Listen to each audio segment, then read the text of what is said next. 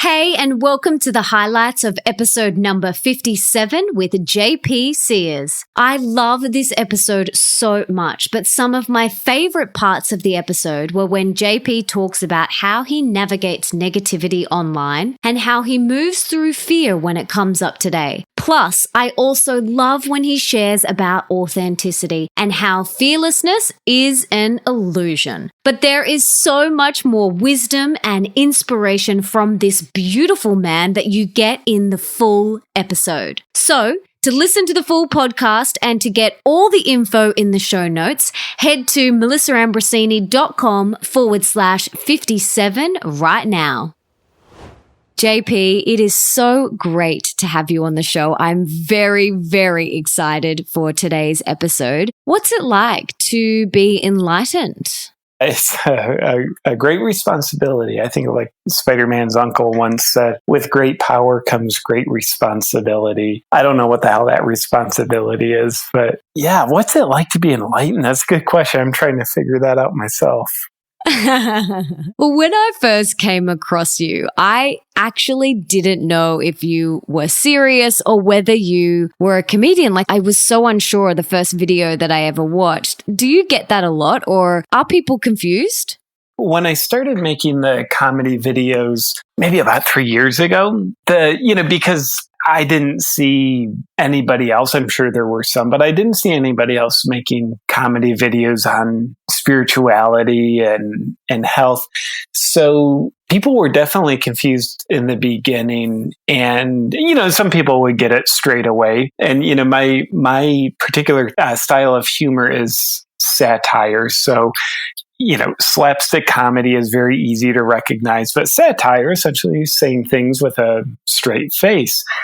And so a lot of people were confused, and some people were, actually just not thinking it's comedy at all, and just thinking I'm giving terrible advice. And I see in the comment section, like, that's really terrible advice. That's the opposite of what will work. In the past, I personally have taken this work and personal development work and the spiritual work way too seriously. And I love that you bring humor and you use humor to bring lightness to these sometimes serious topics. So why did you decide to do that? And was it a conscious choice? I decided to because I needed to. I just like you, I had become so serious in my spiritual journey, my self-development and growth journey. And I think a funny thing happens from my delusional point of view. We will lose ourselves on the very path that we're taking to find ourselves if we get too attached to the path, if we get too dogmatic about our thinking and too blind to how our ego begins to gratify itself through very noble looking expressions. Like spirituality looks so noble, but it's like, it makes it very easy for us to hide our ego gratification even from ourselves. I think seriousness is the psychological energy that attaches us to the path we're taking to find ourselves. When I first discovered you and then I went to your website and I thought, oh my gosh, no, he actually does coaching and he has these programs and, it's the real deal. So, some of your videos are, not some of them, but a lot of them that I've watched, I've just been, buckled over in stitches. Kind of because one, you're hilarious, but also two, I'm like, but that's what I do. I live like that, with some of the ones like how to become gluten intolerant and how to take yourself more seriously. And some of the relationship ones, like, I'm like, oh, I'm that person. And do you actually practice a lot of the things that you're talking about, or are they not in your, wellness toolkit? Yeah, a lot of them, most of them I do practice. Like I've been gluten-free for, probably 16 years, and I'm always meditating, and, clean eating is very important to me. So I think if I was doing videos on material that wasn't near and dear to me, I don't think I would be getting as much benefit, and therefore it wouldn't be as interesting to me. So I think for me to get the benefit, I need to be doing things that are in my life. And also at the same time, I think coming from a place of respect for essentially what I'm making fun of is important to me. So like in the end, I'm not actually making fun of it. I'm doing my best to point out human behaviors that surround a given topic. And oftentimes they're self-deceptive human behaviors and hidden psychological agendas. So what I don't want to do is do videos on material that I'm far removed from, because that probably means I'm coming from a place of not respect, but more judgment, disrespect. And I don't think the world needs more judgment and bad energy put out there. We've got too much of that as it is. And how did you get on this path? How did you get on your spiritual path? Well, I was bitten by a magical squirrel one day when I was meditating under a tree. This was my 13th month of the meditation. No, I got on the path like in my late teens into my early 20s. I was very interested in exercise and nutrition, and which is great stuff. And a mentor of mine in the exercise and nutrition realm, as I started to learn more and more from him, I started to discover like, oh, he's got like this spiritual side, and he's talking about how emotions can impact our bodies and our health. Like, wow, that's amazing. So that started to open my eyes to a world that I didn't really know about. And then I think really at the core of it all, what started me on my path is, essentially my deep need for healing and healing things that I didn't even know were there, that I didn't know were healed. So when I look back, I can see one of the ways that I got through childhood and my teenage years was being very emotionally disconnected, very numb. And, funny thing about that is like when a fish is swimming in numb waters, it doesn't know it's swimming in numb water. So I didn't know how emotionally disconnected I was, because that was normal for me. But then, of course, it becomes a limitation. I wasn't able to feel anything more than just superficial happiness, because of course, when you're numb to the painful stuff, you're numb to the pleasurable stuff too. So, just feeling unfulfilled and having some kind of weird, abstract, intuitive sense that there is more to life, more to having a fulfilled life than just making money and checking off the social status boxes. Beautiful.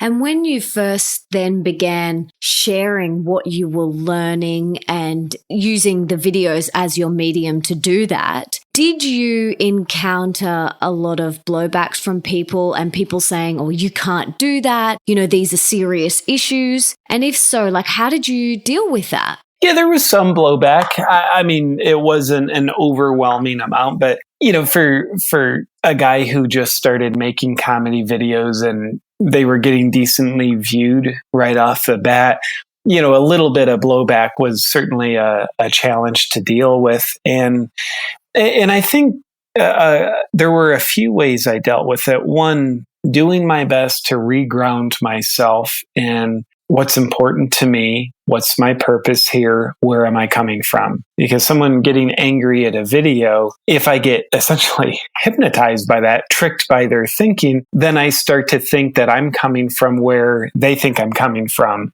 So I completely lose my sense of self and essentially start disrespecting my purpose. So it's very important to me to remind myself why I'm doing this, where I'm coming from. And I would also, and I still do, remind myself of a belief I have, whether it's true or not, who knows, but I believe it to be true, that when someone is angry, offended by a video, not happy with it, it probably means they feel insecure about something that was shown to them in the video, and they don't want to look at the insecurity. So they try to close down and intimidate the source of the mirroring, in this case, my videos. Why is being authentic so important? Yeah, I think otherwise we're in a stage of self-betrayal. I think one of the purposes of our life is for us to live our life. And I think one of the ways that all people, at least some of the time, violate their life and aren't living their life is when we're being who we think we're supposed to be. We're doing what we think we're supposed to do in order to get approval. So we start to worship the currency of approval. But I think as long as we're worshiping approval, we will absolutely never accept ourselves. We will never be authentic as long as we're worshiping approval. So, I grew up a people pleaser, and to me, it's very scary to think about not getting approval. And it's very empty feeling to always chase approval. Is it gratifying on the surface? Yeah. Just like a heroin addict doing heroin, it's very gratifying on the surface, but it's not deeply fulfilling. I think being authentic is the only way for us to feel actually fulfilled. But in order to walk the authentic trail of discovery, I think we have to be willing to be scared. I think feeling scared and feeling painful emotions, they've never hurt anybody. We hurt ourselves trying to avoid our fears, trying to avoid our painful feelings. So if we're willing to be scared, that means we're willing to essentially abandon our actions and our self-identities and our reoccurring patterns that keep us playing small, but they get us approval. We're willing to abandon those because we're willing to be scared about what would it be if I didn't get approval? What would it be if I'm not enough? What would it be if I'm rejected? Now, that doesn't mean we will get rejected. I mean, we definitely will sometimes, but most of the time we probably won't. But being willing to feel the fear of risking rejection, that's what allows us to step in the direction of authenticity. And I think another dimension of why we need to be willing to be afraid in order to be authentic is I think our authentic self is largely a mystery. I think there's more that we don't know about ourselves compared to what we do know about ourselves. Now, you are a viral sensation. Like, you have millions of people following you and watching your videos. And from the outside, it can look like you've got it all together. People could put you on a pedestal like we spoke about before, and that you would walk on stage and have absolutely no fear. And I really want to bust that myth, because that is not that putting you or me or anyone on a pedestal is stunting your growth. And I know for me personally, before I walk on stage to give a big talk, like, I am usually buckled over with full stomach cramps out the back, wanting to puke and have sweaty palms, sweating profusely, and like wanting to run out the back door. So does that still happen for you? I find my versions of it. And I love your vulnerability, Melissa. I think, the illusion of the audience member sitting there watching you on stage, and you come across as though you're all put together. But the difference of you, like, you're not fearless and I'm not fearless, but you're willing to be afraid, but take action anyway. And I do my best on that. Mm-hmm. So that, for someone who's maybe stuck and they're not willing to be afraid, then when someone is afraid but they're taking action, they will look fearless. But that's just an illusion. Yeah. Anything new creates a fear response. When I started public speaking, which I guess for me was, I don't know, maybe 12 years ago, absolutely terrifying. But but a willingness to be afraid and keep doing it anyway is so necessary. And I think once something becomes relatively familiar, it's like, okay, the fear response is going down. Like, is it exciting? Are there some nerves? Like, of course. But what I think is important is when I notice, like, okay, yeah, my comfort level is speaking is, it's getting more comfortable. That now gives me a capacity to push into something, push further into something that does scare me. So that might mean now I'm being more authentic on stage. Now I am being spontaneous on stage instead of like having a well-scripted speech. It's like now I have just like a super rough outline and I'm just like more in the flow, which is like, that's very scary in the beginning. And, when I started making comedy videos, like now making a video, it's relatively like unscary for me. But in the beginning, so scary. Like, first off, I thought it'd be terrible for my business of doing emotional healing client coaching. And, also like another fear was like, I don't think anybody will think this is funny.